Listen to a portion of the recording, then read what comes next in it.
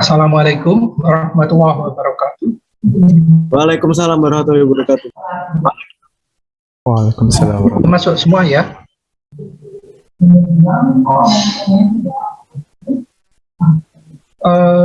Tolong yang belum masuk diminta untuk masuk, dan kuliah kita mulai beberapa saat lagi ya. Mungkin 2-3 menit lagi kita mulai.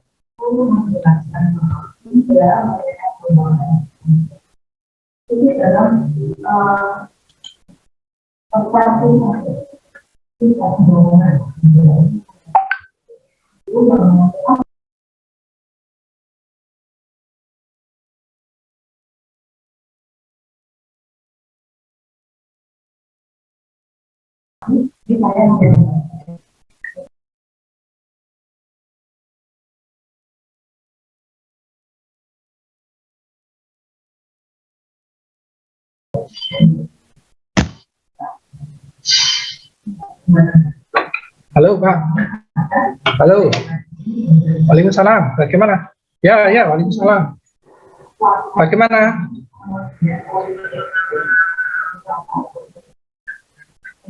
Ya. Ya. Nggak ada lagi. Kemarin tak serah ke Rahma daftar. Tapi Rahma nggak. Dari ini datang nggak? Sedang dengan Pak Suryo ya.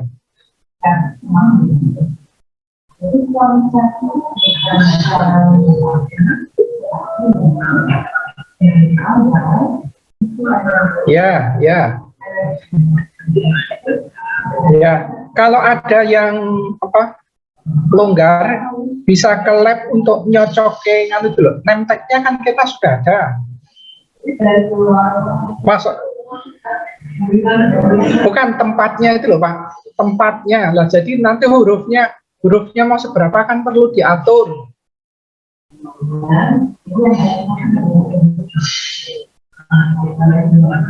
Oh sudah, ya sudah, ya. Ya di sini punya ada banyak, ini ada 10-an lebih.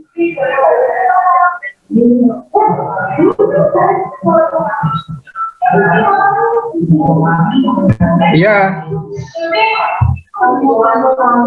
masih ada lagi, tapi kemarin tak serah ke Rahma sebenarnya.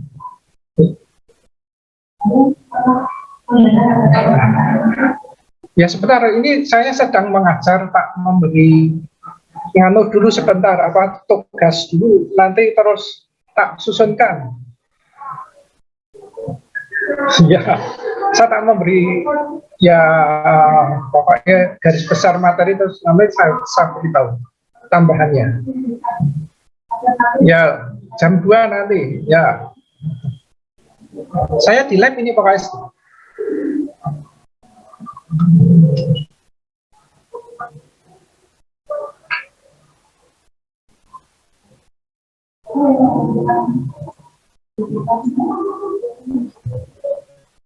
Mohon maaf, ini sedang ada, sambil saya mengerjakan tugas lain ya.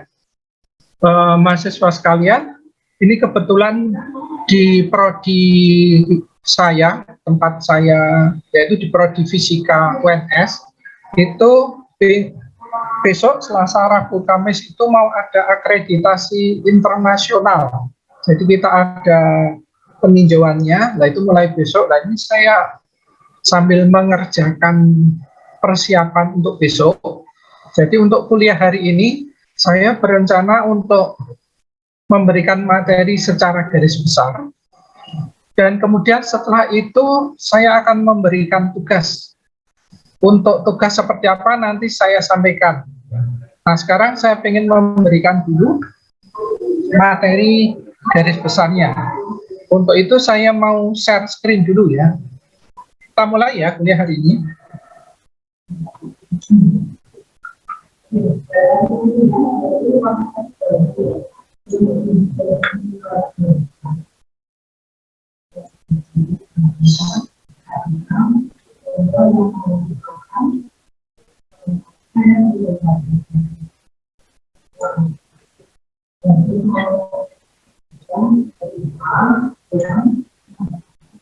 Share screen saya sudah terlihat?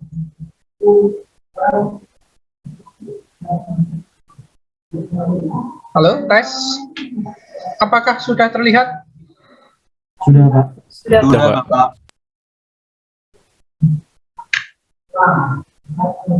Ya, untuk pertemuan kali ini kita akan melanjutkan materi yang kemarin. Sudah. Masih agak muter-muter. Saya mau full screen dulu.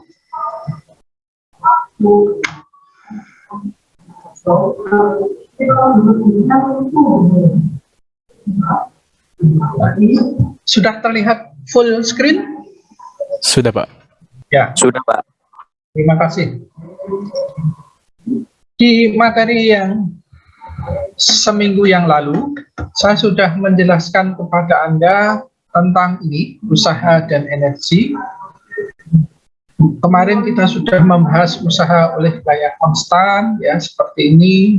Kemudian kita juga sudah menjabarkan, ya, usaha oleh gaya konstan tersebut, ya, seperti ini, sehingga diperoleh usaha total. Kemudian usaha oleh gaya yang berubah-ubah, dan seperti ini sudah hubungan antara usaha dan energi kinetik.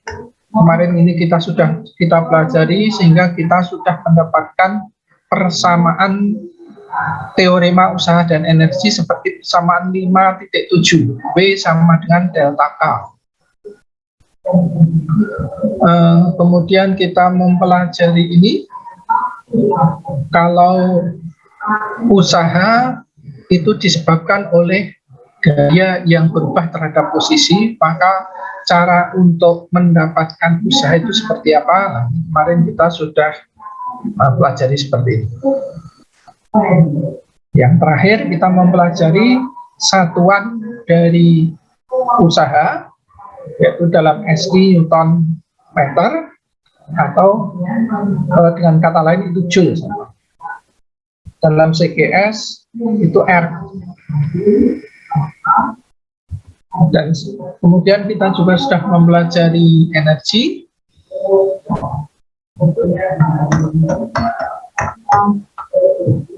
Kemudian kita mempelajari ini, energi potensial dan hukum kekekalan energi. Dimulai dengan memahami gaya konservatif dan gaya non-konservatif. Anda ingat-ingat lagi apa itu arti gaya konservatif dan gaya non-konservatif. Kemudian hukum kekekalan energi mekanik. Ya, dari gaya konservatif kita bisa menurunkan hukum kekekalan energi mekanik. Nah, ini kita sudah pelajari ini sampai dengan potensial gravitasi di dekat permukaan bumi. Kalau kita menerapkan hukum kekekalan mekanik ke sistem yang seperti ini, maka kita dapatkan hukum kekekalan energi mekanik untuk sistem potensial gravitasi di dekat permukaan bumi adalah seperti yang tertera di rumus bawah. Dan setelah kita selesai memahami tentang usaha dan energi itu, maka berikutnya hari ini kita akan membahas tentang momentum linear dan tumbukan. Untuk memahami momentum linear dan tumbukan ini, kita mulai dengan membahas definisi dari momentum linear. Momentum linear itu didefinisikan sebagai P sama dengan M kalikan P, di mana P itu adalah momentum, kemudian M itu adalah massa, dan V itu adalah kecepatan. Momentum itu adalah besaran vektor. Dengan demikian, momentum bisa mempunyai 3 komponen, yaitu Px, Py, dan Pz. Px sama dengan M kalikan Px, Py sama dengan M kalikan Pz, dan Pz sama dengan M kalikan Pz. Menurut hukum Newton 2, F itu kalau dulu-dulu dikatakan sama dengan M kalikan A. F sama dengan M kalikan A. Tetapi sebenarnya hukum Newton 2 itu kita bisa juga menuliskan dalam bentuk seperti persamaan 93 itu, yaitu F sama dengan dP per dt, di mana P itu adalah momentum. P sama dengan M kalikan V. Jadi hukum Newton 2 itu dikatakan F sama dengan laju perubahan momentum. Menurut hukum Newton 2, F itu juga bisa dikatakan, atau gaya itu bisa dikatakan sama dengan laju perubahan momentum.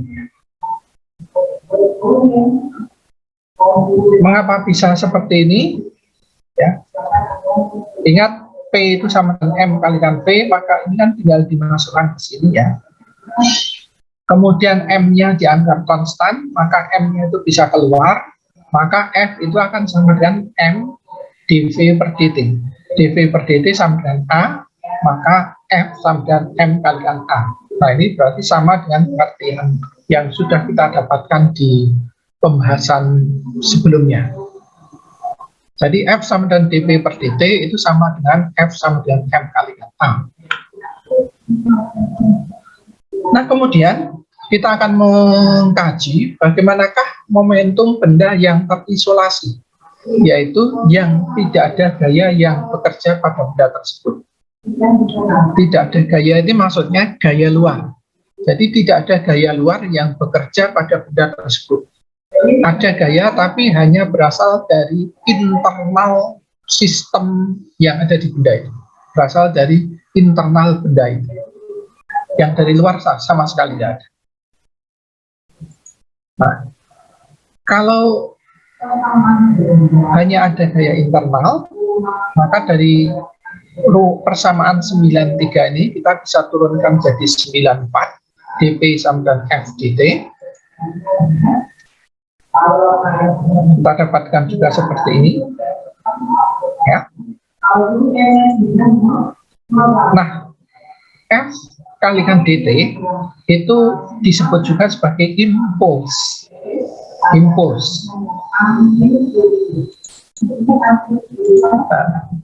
Jadi impuls itu I sama dengan integral dari T1 sama dengan TF, dari TI sama dengan TF untuk F kalikan dt, itu sama dengan delta T. Impuls sama dengan F sama dengan integral F delta T sama dengan dP. Jadi impuls suatu F sama dengan perubahan momentum suatu benda. Ini teorema impuls dan momentum. Kalau kita mempunyai suatu sistem hubungan F dengan T, maka yang dimaksud dengan impuls itu seperti ini. Jadi grafik antara F dengan T itu maksudnya mengandung pengertian impuls, karena ini ada F kalikan delta T. Jadi F-nya ini yang atas, delta T itu kan dari TI sama dengan TF. Jadi kalau ada suatu sistem dikenai gaya, gayanya dari TI sampai dengan TF itu membentuk seperti ini. Pertama 0, ketika TI sama dengan 0, F-nya 0, kemudian T-nya bertambah, F-nya bertambah, naik sampai puncak, terus turun, nah, seperti ini. Maka kita bisa menghitung impuls itu dengan rumus ini.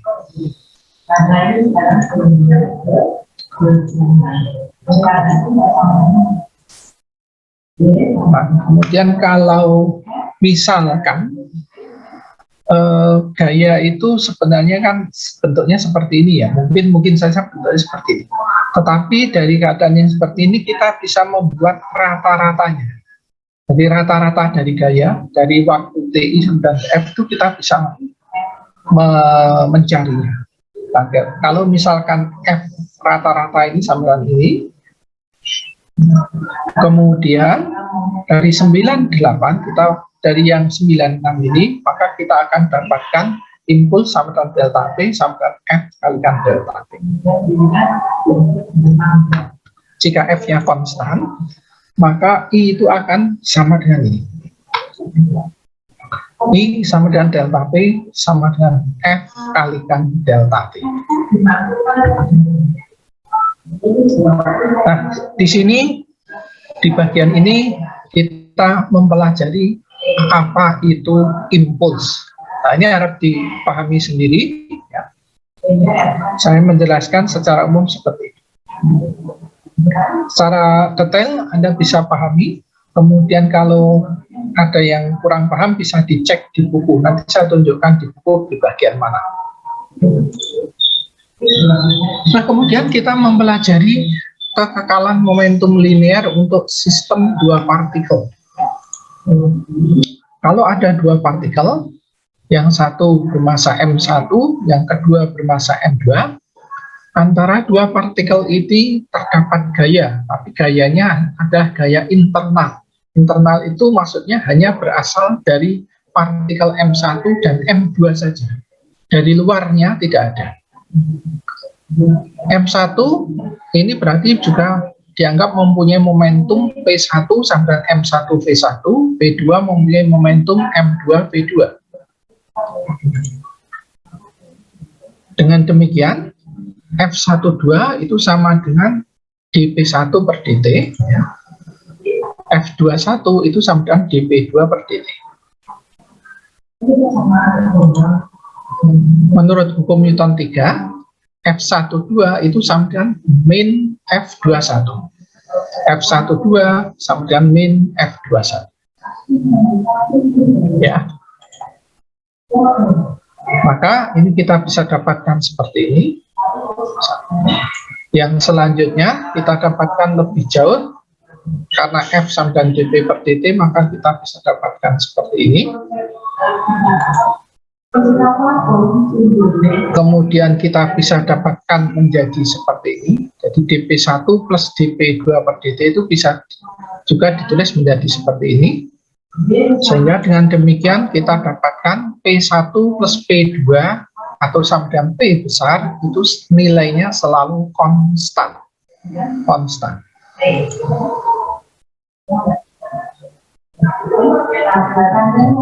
Kalau kita mempunyai momentum itu keadaan awalnya disimbolkan dengan indeks I, keadaan akhir disimbolkan dengan indeks F, maka kita bisa dapatkan PIX sama dengan PFX dari 910 ini.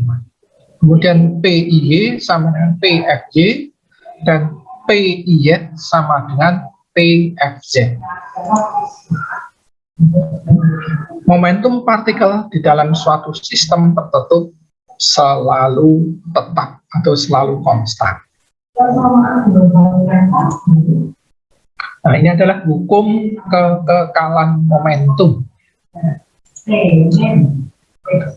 Kalau ini dijabarkan lebih lanjut, dari 90 dan berikutnya ini, kita dapatkan kalau ada sistem dua partikel seperti ini, yang ingat tidak ada gaya eksternal, tidak ada gaya selain yang berasal dari partikel 1 dan partikel 2. Jadi gaya itu hanya dari partikel 1 dan partikel 2. Maka nanti kita akan dapatkan seperti persamaan 911. M1 V1I plus M2 V2I itu sama dengan M1 V1F plus M2 V2F.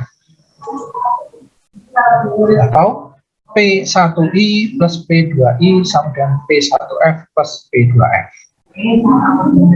Nah, ini adalah perumusan dari hukum kekekalan momentum. Nah, dengan menggunakan hukum kekekalan momentum tersebut, maka kita bisa menganalisa tumbukan antar partikel. Jadi kalau ada interaksi antar partikel yang berlangsung dalam selang waktu yang sangat singkat, itu biasanya disebut adalah sebagai tumbukan, maka peristiwa seperti ini kita bisa kaji, kita bisa pelajari dengan menggunakan hukum kekekalan momentum tadi. Tumbukan atau interaksi yang sangat singkat ini secara umum bisa melalui kontak langsung seperti ini, bisa juga melalui kontak yang tidak langsung. Kontak tidak langsung itu kalau terjadi antara partikel bermuatan positif dengan partikel bermuatan positif. Karena positif dan positif tolak menolak, jadi kalau ini mempunyai kecepatan yang saling mendekati, tetapi setelah itu dia akan mau bertumbukan tetapi tidak menyentuh, karena ini ingat sekali lagi ini muatan positif, ini positif, maka di samping ada kecepatan yang menyebabkan mau bertumbukan, juga ada gaya tolak menolak dari hukum Coulomb. Nah, ini disebut sebagai kontak tidak langsung atau disebut sebagai proses hamburan, bisa juga seperti itu.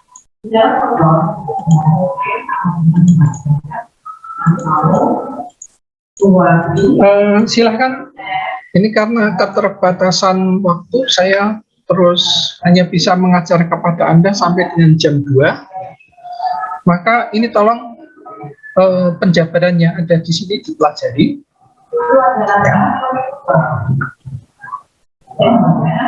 Yang jelas, ini saya mau menekankan pada setiap tumbukan, jumlah momentum sistem sesaat sebelum tumbukan adalah sama dengan jumlah momentum sesaat setelah tumbukan.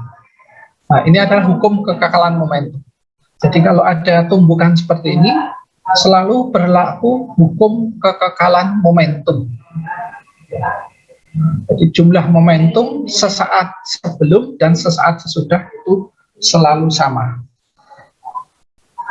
Dengan catatan sekali lagi, kalau gaya yang bekerja pada sistem ini itu hanya ada gaya internal saja, tidak ada gaya eksternal, tidak ada gaya tambahan.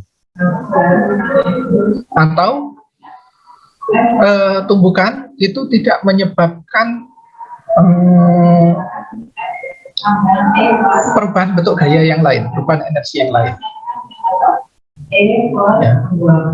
Jadi syarat seperti yang disampaikan di pembahasan sebelum tadi, ini ya, bahwa hukum kekekalan momentum itu terjadi, itu ingat harus selalu hanya ada gaya internal, gaya yang terjadi antar dua partikel yang mau bertumbukan.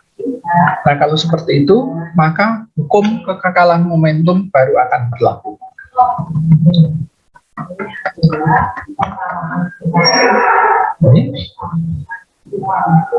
Nah, kemudian klasifikasi tumbukan, itu ada tumbukan, maksudnya ini pembagian jenis tumbukan, itu ada tumbukan lenting sempurna. Di sini kalau tumbukannya lenting sempurna, itu berlaku hukum kekekalan momentum dan kekekalan energi. Kemudian ada tumbukan lenting sebagian, kemudian ada tumbukan tak lenting sama sekali. Nah, itu pengertiannya ada yang di sebelah kanan. Nanti yang satu Pak Ari.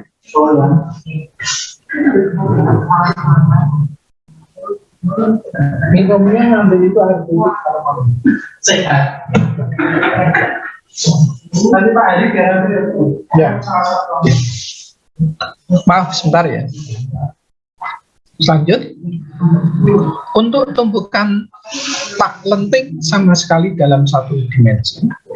Tumbukan tak lenting sama sekali itu berarti yang bagian bawah ini. Peristiwanya seperti ini, ada M1, ada M2, ini ada V2I, ada V1I. Nah, setelah tumbukan itu biasanya bendanya menyatu begitu. Kalau bendanya menyatu, ini yang besar kuning, yang satu biru ini menyatu seperti ini. Kalau sebelumnya kecepatannya V1I dan V2I, setelah tumbukan ini akan menyatu sehingga ini menjadi masanya itu bergabung menjadi M1 plus M2 dan kecepatannya akan menjadi VF, hanya satu kecepatan. Sehingga untuk kasus yang seperti ini, kalau kita memberlakukan hukum kekekalan momentum, maka kita bisa dapatkan, ingat, momentum sebelum tumbukan, ini M1 V1I plus M2 V2I, itu sama dengan momentum setelah tumbukan. Ini berarti M1 plus M2 kalikan VF seperti ini. Sehingga dari 913 ini, dari persamaan yang atas ini, maka kita bisa dapatkan VF itu hasilnya adalah seperti persamaan 914. Ya. Kemudian kita tinjau tumbukan lenting sempurna dalam satu dimensi. Sebelum tumbukan peristiwanya seperti ini, setelah tumbukan menjadi seperti ini. Ingat, kalau tumbukan lenting sempurna itu kejadiannya seperti ini, keadaannya seperti ini, berlaku hukum kekekalan momentum dan berlaku hukum kekekalan energi. Jadi ada kekekalan momentum, ada kekekalan energi. Maka ini bisa kita kaji menjadi seperti ini sebelum tumbukan ini, setelah tumbukan seperti ini. Hukum kekekalan momentum jadinya seperti 915 dan hukum kekekalan energi itu jadinya seperti 916. Sebelum tumbukan itu energinya setengah M1V1I kuadrat, ini adalah energi kinetik, plus setengah M2V2I kuadrat, ini energi kinetik miliknya benda 2. Kalau ini energi kinetik miliknya benda 1. Nah, ini sama dengan yang akhir seperti ini benda M1 jadi bergerak ke kanan, M2 jadi bergerak ke kiri. Karena bergerak jadi dia mempunyai energi juga, yaitu energi kinetik. Maka ini akan menjadi sama dengan setengah M1 V1 tapi indeksnya F. Kalau tadi indeksnya I, sekarang jadi F dikuadratkan. Jadi ini energi kinetik milik benda 1 plus energi kinetik milik benda 2. Ini kita bisa setengahnya coret-coret semua sehingga diperoleh menjadi seperti ini. Ini tinggal dipindah ruas saja ya. Nanti silahkan dicek sendiri mengapa bisa seperti itu. Kemudian didapatkan 917 dan akhirnya 918, 919 ya, sehingga kemudian didapatkan persamaan 920 dan 921 yang seperti ini. Jadi kecepatan akhir untuk benda 1 V1F yang ke sana itu bentuknya seperti 920 dan kecepatan akhir benda 2 itu bentuknya seperti persamaan 921.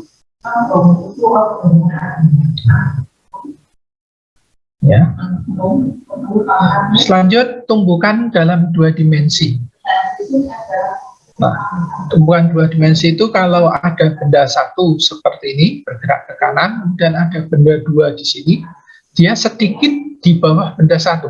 Tapi benda 2 ini secara umum lebih besar. Ini keadaan sebelum tumbukan ya. Benda 2 diam, berarti V-nya 0, benda 1 mempunyai kecepatan, V-nya V1I, arahnya ke sana.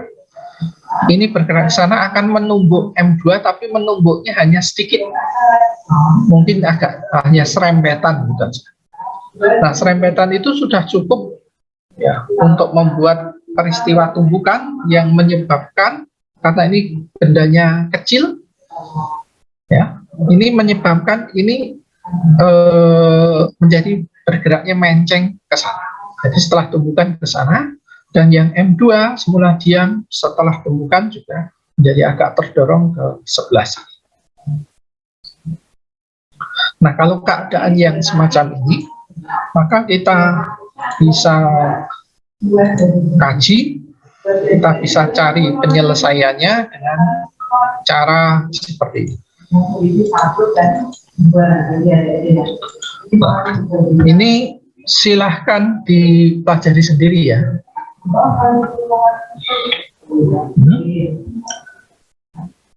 Dan selanjutnya setelah ini nanti topik setelah ini kita berarti sudah selesai mempelajari tumbukan, dan setelah ini kita akan mempelajari pusat massa sistem partikel.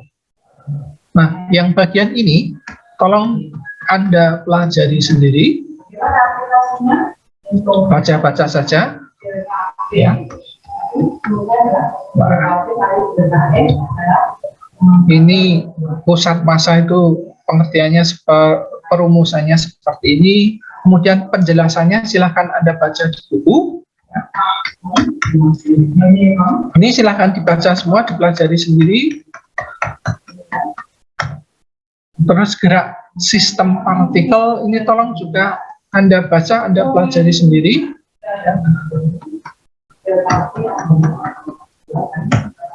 Ya. Jadi untuk materi saya hari ini, saya ingin Anda mempelajari sampai bagian ini. Sampai bagian ini. Ini ringkasan yang dari saya. Yang untuk pustakanya saya mau menunjukkan kepada Anda. Ini kalau untuk Nah, untuk pustakanya dari materi minggu kemarin itu kan kita mempelajari masalah energi dan transfer energi. Ini kita termasuk di dalamnya mempelajari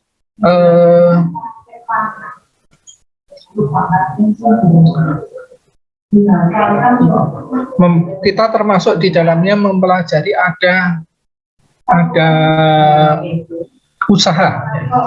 usaha dan energi. Ini kita bisa cek, Anda bisa cek pustakanya itu di bab 7. Bab 7 isinya ini ada sistem dan environment, kerja. Oh ya, ini kemarin sepertinya saya sudah jelaskan ya. Ini sudah saya jelaskan, sehingga nggak perlu saya jelaskan lagi. Kemudian energi potensial, ini saya juga kemarin sudah saya jelaskan. Silahkan dibaca. Nah, kalau sekarang, ketika kita mempelajari masalah momentum dan tumbukan, maka pegangannya atau acuannya adalah buku pegangan Physical Survey bab 9. Ya. Nah, ini di sini ada pengertian momentum linear. Anda bisa lihat apa yang sudah saya sampaikan tadi ada di sini. Dan ini ada quick quiz.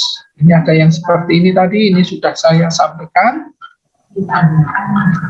Kemudian bab 2 membahas impuls dan momentum. Dari ringkasan tadi, silahkan Anda baca ulang di sini kalau ada yang belum paham. Kemudian kalau tumbukan satu dimensi, ini ada di sini. Tadi di materi saya juga ada. Kalau tumbukan 2 dimensi ini, kemudian kalau pusat massa itu pengertiannya di sini. Kemudian gerak dari sistem banyak partikel. Itu pengertiannya ada di sini. Dan 97 itu ada rocket propulsion. Nah, seperti ini. Yang saya ingin Anda pelajari untuk jadi materi itu ini 91 sampai dengan 95 saja. Pusat massa 91 sampai dengan 95. Yang 96, 97 ini bukan materi. Ya. Ini silakan dipelajari. Dan kemudian selanjutnya, karena saya ada beberapa hal yang mau saya kerjakan terkait dengan mau ada persiapan akreditasi untuk prodi fisika, maka untuk kelanjutan dari kuliah ini saya mau memberikan tugas kepada Anda. tugasnya tugas perseorangan saja ya, tugas perseorangan. Tugas itu berupa ini. Dari setiap ini bab, mulai bab 7, bab 8, dan bab 9, bab 7, bab 8, dan bab 9, itu di setiap akhir bab ini kan ada question. Nah ini question, dan ada problem. Ada question dan ada problem. Yang potensial energi ini juga ada question, ada problem. Yang bab 9 juga ada ini question ya, dan ada problem. Jadi semuanya ada question dan ada problem. Nah, Anda pelajari materi yang dari saya, kemudian Anda pelajari juga yang ada di buku pegangan, dan kemudian dari buku pegangan lihat question dan problem. Terus setiap question dan problem coba Anda cari 3 soal saja. Jadi question dan problem, maaf, 4 soal ya, 4 soal. Question 2 soal, problem 2 soal. Question 2 soal, problem 2 soal. Yang atas juga ya, jadi semuanya 4 soal. Question 2 soal, problem 2 soal. Bab 7, 8, 9. Question problem yang ini, soal-soal yang Anda cari itu bebas, mana saja. Pokoknya Anda pilih itu 2 yang menurut Anda ya mudah, boleh. Pokoknya ini untuk menambah pemahaman Anda. Nah kemudian kerjakan. Jadi kerjakan 4 soal dari setiap 2 soal question dan 2 soal problem. Kerjakan. Kemudian sertakan ini ngambil dari bab sekian, question nomor sekian, problem nomor sekian. Nah, itu tolong ditunjukkan pustaka. Jadi setiap orang mengerjakan 4 kali 3, jadi ada 12 soal. Silahkan itu ditulis, dikerjakan, kemudian ditulis di kertas, dan kemudian jawabannya difoto, dibuat PDF, dan dikumpulkan di Google Classroom. Pengumpulannya pada hari Minggu, jadi semingguan. Nah, apakah bisa dipahami tugas yang saya berikan?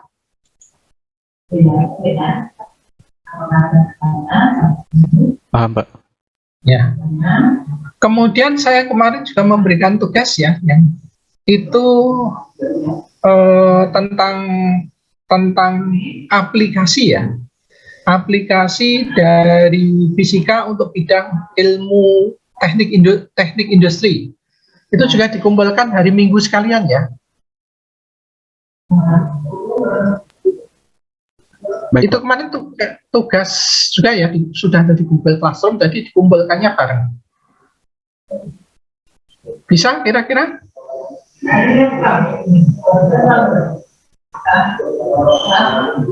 Ya, kalau begitu silahkan untuk mempelajari materi keseluruhan dan kemudian mengerjakan tugas yang saya berikan, dan kita ketemu lagi minggu depan.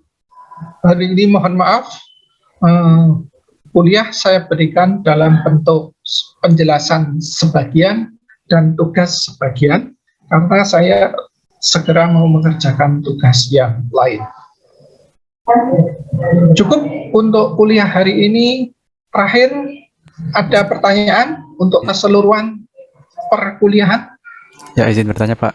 Ya, Jadi pengumpulannya berbarengan dengan yang laporan ya, Pak? Makalah ya, Pak?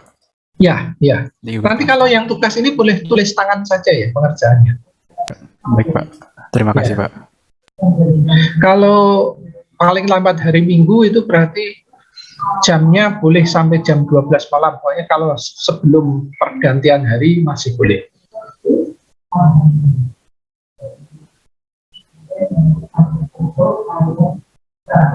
Ya, begitu. Ya, baik Pak. Terima kasih Pak. Terima kasih atas perhatiannya. Cukup sekian. Semoga kita selalu diberikan kesehatan, suksesan, dan kebahagiaan.